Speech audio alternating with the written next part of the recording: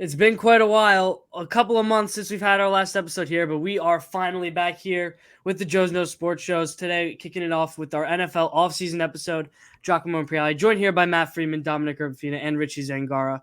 Quick little episode today, going over some offseason additions and other things that we just wanted to touch on.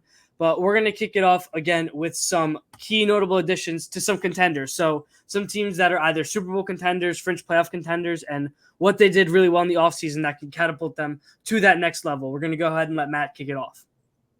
Yeah, I mean my team I picked right now is the Detroit Lions. I think that they had two glaring holes that really held them back last year, both in the regular season and down the stretch in the playoffs, and that was the interior defensive line and the secondary, both major issues. What they did to address each of those needs was absolutely flawless. They bring in DJ Reader, who in my eyes is a top 10 defensive tackle, to plug in the middle of that defensive line. That is going to absolutely boost the run defense. And then now if you look at the secondary, they add Carlton Davis from the Tampa Bay Buccaneers in free agency. They draft Ennis Rakestraw and Terrion Arnold. All three of those guys will help the secondary depth and will help the secondary top end starters. So I think that the Lions did a perfect job addressing the two glaring needs that they had going into this offseason, and I think this catapults them right back into Super Bowl contention. Yeah, Reader came off a sneaky good year last year with a lot of sacks. Not a lot of people were noting how good he was in Cincinnati and how much of a game wrecker he was. Dom, though, moving on to you. Who's your Yeah, big key addition for a team? yeah. So the team I chose is the Chiefs, and the biggest problem they had is dropped passes. Last year they led the league with 44, and they brought in Marquise Brown. They drafted Xavier Worthy, the fastest guy coming out of college, and they also signed Juju. Even though he might not make a big impact, he still was with the team in when they won the Super Bowl. I think Xavier Worthy is going to play a really big role, especially as a deep threat. And Marquise Brown is really going to eat up some targets. So I think with all these weapons, there's no way they don't win another Super Bowl. Yeah, and Rashee Rice probably not getting suspended now this deep into the season. So, I mean, Mahomes is looking to have probably maybe the best wide receiver core he's had since Tyreek has left. Obviously, that's a big loss, but good little group they have here. Rich, I'm moving on to you. Who's your big group here? Yeah, I want to highlight the Eagles and how, as a whole, their offseason was fantastic. They addressed their issues at corner, drafting Quentin Mitchell and Cooper DeJean, but also just touching up the receiving corps, obviously the recent sign of Jahan Dotson, and pretty much bringing back every single notable player. See Gardner Johnson, Bryce Huff, Devontae Parker, Devin White, like A.J. Brown, Devontae Smith. They brought back all their key players and only lost Jason Kelsey in free agency. Yeah, I mean, Eagles, a little bit of a disappointing year last year. Need Hurts to step up, but definitely did make all the right adjustments that they needed to do in the offseason. For my pick, I'm going to go with the Packers. Their secondary was already top 10 last year, but Jair Alexander missed a lot of time last year. They bring back Keyshawn Nixon, their explosive kick returner. Corey Ballantyne and Jair Alexander both have a full offseason to rest off of their injuries. So that's really big for them. And then they make Xavier McKinney a top 5 paid safety in the league, who was ranked the 8th best safety in the league last year by PFF. Had an absolutely studly year for the Giants. I watched it the whole year. Guy's an absolute baller. I mean, the Packers definitely needed it. But already a top 10 defense, top 10 pass protective defense. But they just take it to that next level with adding that good of a safety and getting all their guys healthy at the same time for the start of this season. But we'll move it on though. There, with that being our big picks for our key additions, we're gonna go with our division winners now. Everyone's gonna get 2 divisions. Give us their winner. Matt, kick it to you first. Yeah, so my two divisions were the NFC and AFC West. I guess I'll start with the NFC West. To me, I think it's pretty straightforward and simple. It's the 49ers division to lose, so that's my pick to win the division. I do want to touch on the Rams, though. I think that they're a sneaky threat to make a run at the 49ers. They have an improved offensive line. They're going to have Kyron Williams, Puka Nacua, and a healthy Cooper Kupp in that Sean McVay offense with Matthew Stafford under center. That's going to be an absolutely lethal offense right there. But again, I don't think they will end up touching the 49ers. It's their division to lose with Dre Greenlaw back. This is basically their last prime season where they have an opportunity to win a Super Bowl, because there's a lot of contracts that expire going into this next offseason, headlined by Brock Purdy, their quarterback, who they still have on a very cheap rookie deal, being Mr. Irrelevant 2 years ago. And then for the AFC West, again, I think it's probably an even easier pick. It's the Kansas City Chiefs. I think that there's some little things that the Chargers have done by bringing in Jim Harbaugh. I think the Raiders have really tightened up that defense, headlined with Christian Wilkins signing this offseason. But again, it's the Chiefs' division to lose. They're the defending Super Bowl champions. They have the best player in the entire NFL leading their team. It's the Chiefs' division to lose. So I think it's pretty straightforward. San Francisco 49ers in the NFC West and the Kansas City Chiefs in the AFC West. Yeah, calling out back-to-back division winners. Both are, you can't call the chalk picks, but both of the heavily favorites. You can't get bet against Mahomes. We know that, and that Niners team is pretty lethal. Dom, slide it over to you. You got the East divisions. Yeah, so I'm going to start off with NFC East. I have the Eagles winning that division with, as Richie touched on, all their additions from corners to the biggest one, Saquon. I also think that the Cowboys have just gone nowhere. They have made no additions, nothing crazy. They're the same Cowboys. And also DeRon Bland is also out for 6 to 8 weeks throughout the year, he was a big playmaker for them. So I think the Eagles are gonna make a run. And for the AFC East, I have the Jets. They revamped O-line, healthy Aaron Rodgers, also with the addition of Mike Williams. I think once all those pieces come together, they'll be a great team. Yeah, I mean, it really is just weird to hear that the Bills aren't going to win division, but Josh Allen loses all of his weapons. Matt Milano, now that injury, absolutely killer for their linebacker core. So really, that division I'd say is up in the air, but I like the Jets pick a lot, Dom. I'll back you up on that one. Rich, move it over to you. NFC and AFC South here. Yeah, kicking us off, NFC South, pretty easy pick. I have the Falcons winning. Glock, I know you're a big Baker fan, but I do have them going 8-9 this year. I don't think they're going to get it done. Going over to the AFC South, I have the Texans at 11-6. But also I would keep an eye on the Colts. This Colts team, obviously, they played in Week 18 last year for the division. With Anthony Richardson coming back, he's still a major question. I still haven't seen a lot from him, but I'd expect this team to be better than last year. Yeah, I mean, when Shane Steichen's your coach, I mean, I really think that they're going to be due for a big year with Richardson getting healthy. That's just my opinion. We've seen what Shane Steichen can do as a play caller. But I'm moving on to my two. Probably the two toughest divisions to play in, I'd say, in this year, both of the North divisions. Starting the NFC, probably more of the easier pick. I'm going to go with the Detroit Lions. Say what you want about Dan Campbell. I mean, this team is just really good.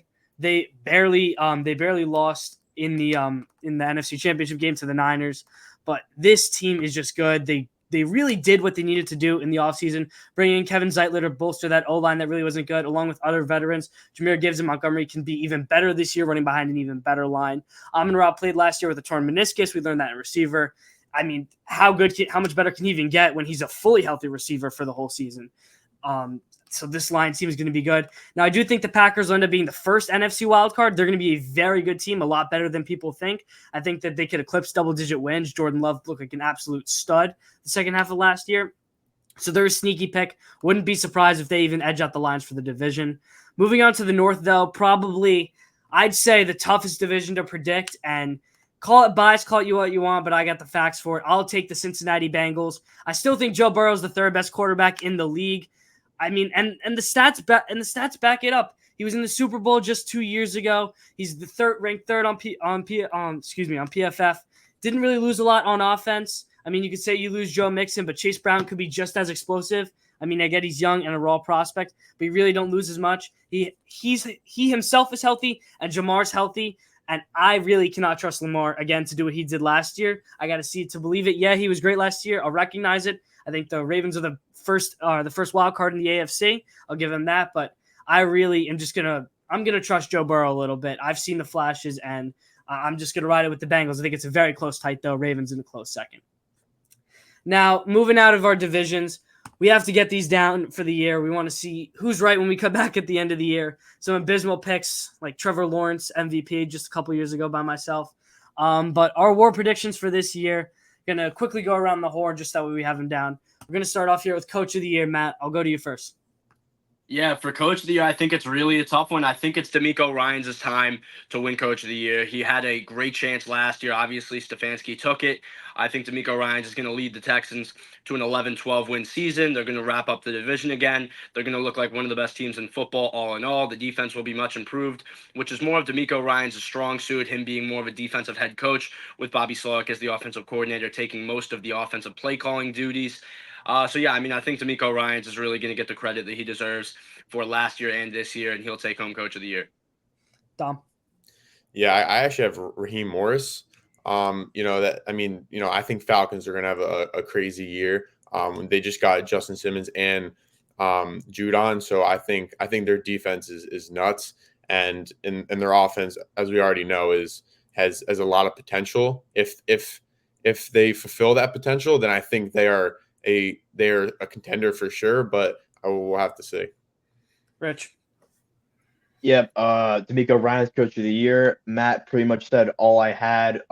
It just really is kind of incredible how the Texans were the laughing stock of the league, bottom feeders, um, for the last like 4 years. Now they're Super Bowl contenders. Yeah, past couple coach of the years have been coaches that have revamped teams that have really struggled. I'll take a different AFC South coach. I'm going to go with Shane Steichen. I mentioned him earlier. An absolute genius of a play caller. He gets his QB1 back. I think the Colts are primed for a much better season than last year. We saw flashes of Richardson. Now, you can say what you want about that preseason game. Yes, he did look inaccurate. I'll give you that. But again, he's rusty. He's coming off a torn ACL. I think that Steichen can do a really good job and get this Colts team to possibly a fringe playoff team in the AFC. Moving on to the Comeback Player of the Year award. Comeback Player of the Year award, I think, is going to go to Aaron Rodgers this year. I mean, this Jets franchise has been riddled with misfortune over the last 10, 20 years. Starting with Aaron Rodgers' injury last year, that was supposed to be the New York Jets' year. Obviously, the hopes went down with Aaron Rodgers in week one. I think that Rodgers coming back is going to lead the Jets to a division win. They're going to win the entire division, win the entire AFC East. They'll get a top 3 seed in the AFC. And I think he's going to get Comeback Player of the Year because of that. Dom. Yeah, I have A-Rod as well. I mean, you pretty much said it. As I touched on before, I think they're gonna have a great year. Rich. Yeah, also had Rodgers, but I also changed it up. Look at a little bit of Joe Burrow, and kind of in the same reason. They were last in division last year. He had an unfortunate injury. I think he's going to come back. I don't think that they're going to win the division, but I think they're going to make a playoff run.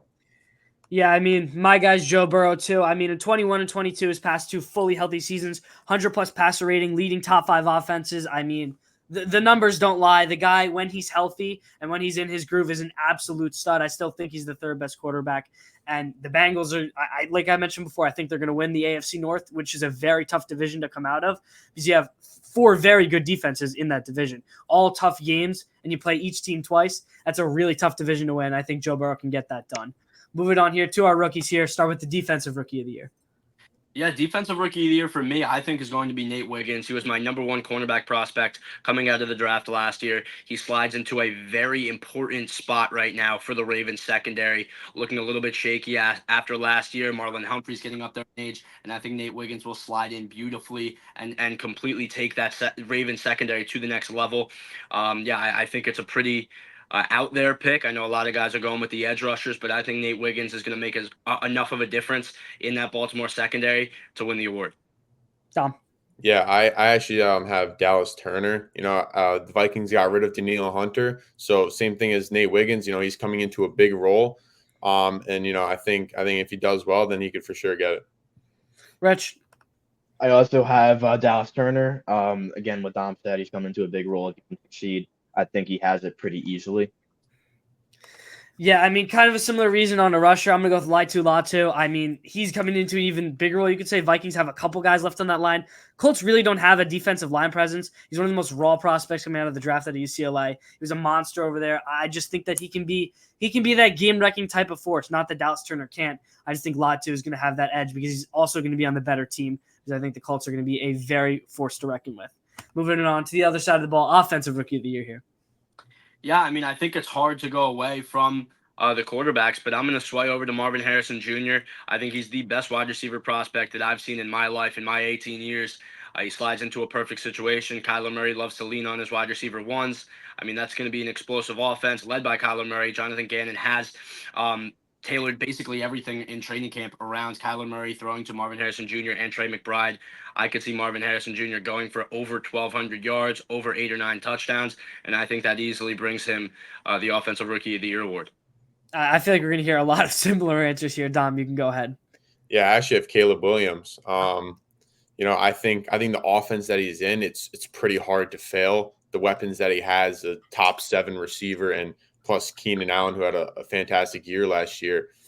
I think he could throw for 4,000 plus yards and possibly 30 plus touchdowns, which I think he could be a top 10 quarterback, honestly, by the end of the year. Yeah, really real prospect. But Rich, go ahead here. Yeah, I also have the boring pick of Caleb Williams. I do think that he is going to have a great year. Watching him in preseason looks phenomenal. He's going to a great Bears offense. I really like what they've been doing over the last couple of years. I think that this is like the year the Bears are going to finally be good. Yeah, I mean, we're going to split 50-50 here because I'm going to have to agree with Matt. You can't – Marvin Harrison, a generational prospect of that talent, going into a team with absolutely zero target competition with Trey McBride a little bit, but he's going to eat. We see it time and time again. Kyler force feeds that wide receiver one. He's in for an absolutely monster year. Moving on to our players of the year, though, starting the defensive side of the ball. Yeah, I mean, I think we're probably going to hear this answer again in a second, but I'm going to go with TJ Watt. I think that he was a guy that should have won it last year. He was an absolute monster. I think that we could see TJ Watt, as long as he stays healthy, running it up to more of that 20 sack number. I really think that he's going to lead one of the best defenses in the entire NFL going into this year. Dom. Yeah, I 100% agree. I have TJ Watt as well. He should have won it last year and possibly even the year before. He gets robbed every time. But yeah, he's the best edge rusher in the league. Yeah, no Steelers bias there. Go ahead, Rich. I have an interesting Max Crosby. He had a great underrated year last year. I also do think that there's nothing else going for the Raiders besides Max Crosby. So I think that he's going to have to put the team on his back. And I think, yeah, he's going to have a fantastic year. TJ Watt's good, but just like Mahomes, like you get tired of seeing the name on the ballot. Yeah, at the end of last year, I was pulling for Max Crosby to win the Defensive Player of the Year last year over TJ Watt. But, I mean, going into this year, he led the league in sacks. You have to go with TJ Watt. I mean, it's impossible not to. I mean, the guy is just an absolute freak of nature, like Matt mentioned, leading one of the best defenses in the NFL. I'm not sure where the Steelers will rank up yet in terms of the division, but that defense will be very, very scary. That is one thing for sure. Moving it over to the offensive side of the ball here, Matt, Offensive Player of the Year. Yeah, I think this is a really tough award to predict right now. I'm going to go with a little bit more of an outsider pick right now. I'm going to take Jamar Chase. We see a little bit of an interesting situation in terms of his contract. You look at the recent receivers that got paid, Justin Jefferson, CeeDee Lamb. Those guys were all going into their contract year. Jamar Chase has 2 years left on his deal, yet he's still looking for a little bit more security. He's still playing for a contract right now. He hasn't gotten paid on that level yet.